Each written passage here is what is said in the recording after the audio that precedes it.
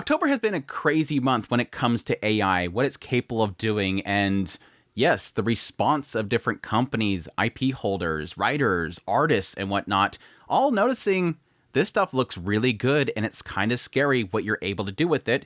And not only that, you're kind of stealing our properties. You're kind of stealing our stuff. It was enough that, yes, we had the Japanese government itself make a response, issue warnings to OpenAI. And yes, today we had a joint statement released by the Association of Japanese Animators, the JCA, and tons of big IP holders in Japan, including Kadokawa, Kodansha, the list goes on. But first things first, let's actually dive into this. I've seen an article here on IT Media JP that I checked out that has some really good information in it. It states Sora 2 is the latest video generation AI released by OpenAI on September 30th. On X, numerous anime-style videos closely resembling popular Japanese anime works such as Dragon Ball, Bleach, and Spirited Away have been posted, leading to widespread concerns about copyright infringement. In response to the issue, on October 2nd, House of Representative member Akihisa Shiozaki, who is the Deputy Secretary General of the Liberal Democratic Party and a lawyer, pointed out on his own X account that there are serious legal and political problems. On the 3rd, he posted, "If the situation does not improve, we should consider invoking the investigative authority under Article 16 of the AI Promotion Act, enacted on 2025, to demand explanations regarding Sora 2's basic specifications, filtering measures, deletion responses, and other records, urging government action." Now, there was an actual response by Sam Altman about this whole situation. He said, "We have been learning quickly from how people are using Sora and taking feedback from users, rights holders, and interest groups. We, of course, spent a lot of time discussing this before launch, but now that we have a product out, we can do more than just theorize." This is so bonkers because it's like, you release it, and you know that this is going to cause problems. I almost feel like sometimes they purposely allow things to be generated that shouldn't be generated just to get the word out there. What better advertisement do you have for Sora 2 than somebody to generate something like this? You had tons of people probably sign up and rush over to Sora 2 going, "Holy crap, I can make those death battles that I've always thought about." I mean, how many people out there have seen the death matches? How many times have you had people theorize who would win against who? This is literally free advertisement right here, and people are going to be rushing to go see it. And yes, there's going to be a lot of people that actually make animation and are producing animation that are like, "Oh crap, let me invest in this whole thing." This is obviously let out for a reason. And yes, one of the biggest criticisms that OpenAI had was this whole opt-out system. It was the idea that, yes, your stuff is going to be pirated and stuck into this machine and basically training this model unless you say no. At which point we can all argue, it's already in there. Well, we'll get more on that in a minute.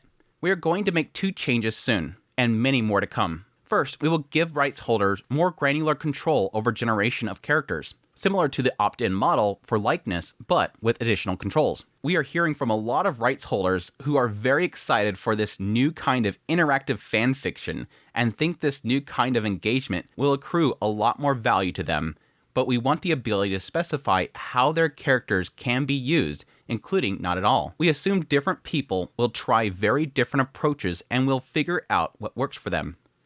I really want to know who said they're excited for this. Please list which rights holders are like, "Yes, please use my stuff. I'm so excited to see people use my Goku character and just spread crazy AI stuff from it." Who said this? Who's excited for this stuff? But we want to apply the same standard towards everyone and let rights holders decide how to proceed. Our aim, of course, is to make it so compelling that many people want to. There may be some edge cases of generations that get through that shouldn't, and getting our stack to work well will take some iteration. In particular, we'd like to acknowledge the remarkable creative output of Japan. They know, you know this is in reaction to what Japan said. You know this post was legit made in response to what was being said over there. You better change something or we're coming after you. "Oh, don't worry. No worry, Japan. We're good. We're good." We are struck by how deep the connection between users and Japanese content is. Yeah, a lot of it being made, right? And yeah, this didn't really appease Japan.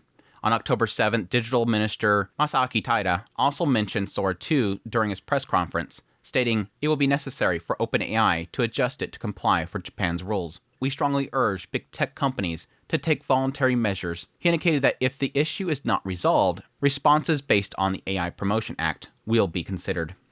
Again, it's so bad because this has been going on for a long time. What AI has been generating from other people's properties has been happening for a long time now. I mean, we had the whole situation with the Studio Ghibli pictures. I mean, this is something that keeps happening over and over again. I think this is just a wake-up call. Having it look this good, it has jank to it. I'm not saying it's perfect. It looking this good from a prompt is scary as hell for all these companies. And they're finally going, okay, gotta stop sleeping. Hey, this technology, this techno mumbo jumbo that we have no clue what it's doing, we don't know how this works, this isn't good. And it's like I stated earlier, there's even a joint statement that was released today. It's titled Joint Statement on Creation and Rights in the Era of Generative AI. In October 2025, OpenAI launched the video generation AI Sora 2. Images and videos generated using the AI have been published and shared on social media. Among them, several cases have raised strong suspicion of dependency on or similarly to well-known creative works and expressions. OpenAI has adopted a system in Sora 2 where copyrighted works can be generated, published, and publicly transmitted unless rights holders explicitly submit an opt-out request. This part is just bonkers to me, but it makes sense at the same time. For those who don't know, a lot of what is training these AIs is basically just spreading these fillers out to all the information that it can get its hands on. Anything that's publicly available, it's eating up all this information and sticking it to this learning process. And yes, in a lot of cases, it's pulling it from piracy sites, it's pulling it from official sources, it's pulling it from everywhere. So even if it's not going to the Demon Slayer showing at the theaters, it's going to find clips or something here or there, and it's going to pull that information in. So because it's doing this without any regard for what it's pulling in and what it's learning from, OpenAI is forcing rights holders to have to come to them to tell them to stop it or put some sort of filter in there to stop something. But I'll make an argument in a minute here where this opt-out's not fixing anything. We recognize that this approach contradicts not only the principles of Japan's Copyright Act, but also the principles of the WIPO Copyright Treaty, which 194 countries have joined. Although an OpenAI executive has suggested on social media that the company may switch to an opt-in model, it remains unclear whether this represents an official corporate policy. Well, yeah, I mean, you post on social media, what does that mean? You can tweet, but what's that gonna do? Furthermore, it is foreseeable that the other generative AIs, similar to Sora 2, will emerge in the near future. Yeah. And that's like I said earlier, like, there's tons of stuff that's already generating this stuff. It's just Sora 2 finally catch their attention, like, whoa, this looks really good, and there's clips everywhere. Based on these developments, we, as members of the content industry, decide that it's necessary to clearly restate our fundamental position and therefore issue a statement. Fundamental viewpoint. We welcome the advancement of generative AI technology and believe that, if used appropriately, it can help create a society where more people can share in the joy of creation. And yeah, I kind of agree with that. Yeah, it's got a lot of uses. It's got a lot of things that can assist people and help people. And yes, those that are not artistically inclined are able to create things in their vision. At the same time, we reaffirm our stance that copyright infringement cannot be tolerated. To ensure both the sustainability of culture creativity and the benefits of technology innovation, we believe the following principles must be observed when human creative works are used for training or generating new outputs by generative AI. Compliance with copyright principles. AI developers must obtain necessary permissions from rights holders during both the training and generative publication stages. Transparency of training data. The data used for training AI must be disclosed and traceable. Fair compensation. When rights holders grant permission for use, they must receive appropriate compensation. Here's the problem. Here's where we're getting into sort of my opinion about this whole situation. This will never happen. Unfortunately, none of this stuff will ever happen. What's going to happen, I believe, is in the end, we're going to have sort of a similar situation as something like YouTube. YouTube itself has no way of stopping somebody from uploading a film, but it has measures in which to counteract it. So when something gets posted, it will try to sniff it out, and then the companies themselves can choose to slap it down or put some sort of strike system into play. But in the end, people will get around it. People will still figure out ways to use it. Case in point, like I was mentioning earlier, several people noticed that after the whole situation with the government coming forward and saying, hey, you better stop, and they were talking about this whole opt-out situation, a lot of prompts were stopping. you weren't able to put in certain names and get something to generate out of it. But the training data is still in there. I'm assuming this stuff can't really be removed, or it's too difficult to remove, and thus it's still in there. It's just the prompts themselves are hard to get around. You can't really specify something and get it. You have to work around it. Case in point right here. Apparently, you can't use these characters' names in the prompts anymore to get something, but instead, he says he input into the prompt a preview video of an anime movie where the consciousness of a male high school boy and a female high school girl who live in different places and don't know each other swap. And what did it generate? Your name. You can't put in there specifically the characters, but you can put in there the description of the anime itself, and boom, it literally made it. It literally generated the characters and the visuals and everything of the movie, just the prompt didn't say it. And yes, there's lots of cases of people doing that. Apparently you can't do Demon Slayer, but you can put an anime about demon slaying squad fighting man-eating demons with swords, and look what it generates. It generates Demon Slayer. You got the character there, like literally right there. It all does it. Another case, they put in there the same prompt.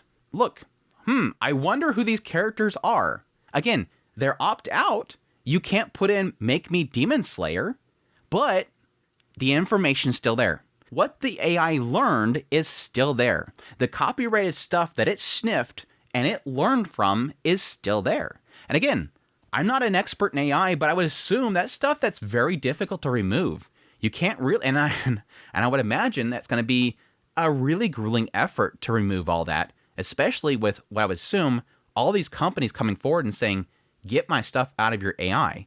Do not allow this stuff to be generated. Yeah, this is a little bit more obvious. This one's a little more obvious. When he turned into a big boar moth with multiple eyes. Is that a spoiler for the movie? And did I see a spoiler for the movie? He just became a big, massive demon. It's wild. It is wild.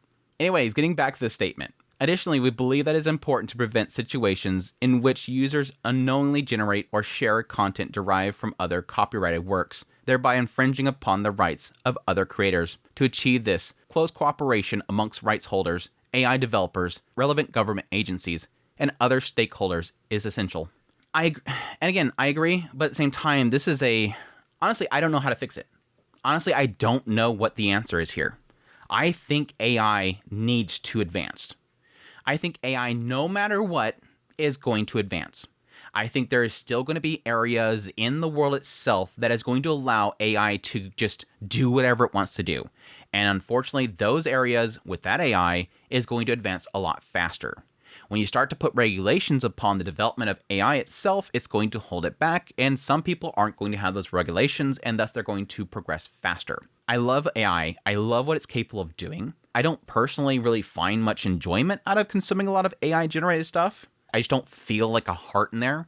Like when I watch these little clips right here, it's cool what it's able to do, but I don't get anything from watching this. I don't feel a value from it because I think in my mind, subconsciously, I don't feel like somebody's actually making something.